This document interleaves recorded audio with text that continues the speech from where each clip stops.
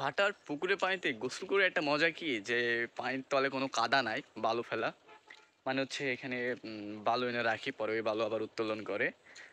তো পানিটা অনেক পরিষ্কার। তো আমরা এখন পোলাপাইনরা আসছি এখানে খেলা খেলতে। মেন হচ্ছে যে আমরা ফুটবল খেলবো এবং ফুটবলের সাথে আমরা গোসলও করব। তো অনেকটাই মজা হয়। তো আমরা চেষ্টা করবো আপনাদেরকে দেখানোর জন্য আজকে এনজয়মেন্টটা।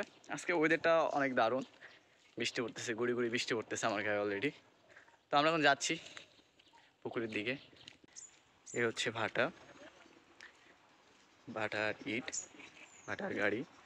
তো আমরা যাচ্ছি এখন গোসলের উদ্দেশ্যে। সামনে একটা বিশাল বড় পুকুর আছে, এই সাইডে অলরেডি পুকুর আছে, আপনারা দেখতে পাচ্ছেন। সো হচ্ছে যাচ্ছি এখন আমরা ভাটার দিকে। ভাটার চুল্লি, ভাটা। আর আজকের আবহাওয়াটা দারুণ, মেঘলা আকাশ। সো দেখতেই পাচ্ছেন ভাটাতে আমরা যেটা দেখতে পাচ্ছি এটা হচ্ছে মাটির স্তূপ। তো অনেক বড় মাটির স্তূপ, বাট ক্যামেরাতে ছোট দেখাচ্ছে। তো মনে হচ্ছে যে ওয়ান কাইন্ড অফ আমরা হচ্ছে একটা জায়গায় আসছি পাহাড়ে, চট্টগ্রাম বান্দরবন যাই বলি না কেন।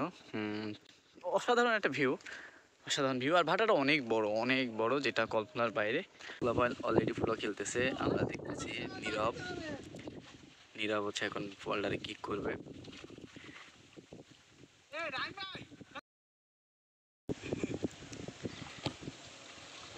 বল চলে গেছে পানির মাঝের দিকে, প্রায় ওদিকে অনেক গভীর।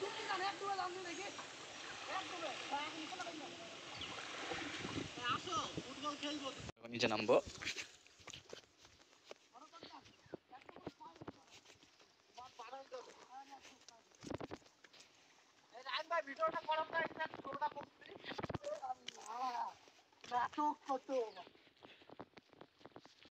তো আমাদের নীরব চলে আসছি আমরা জহুরুলের ভাটাতে। ও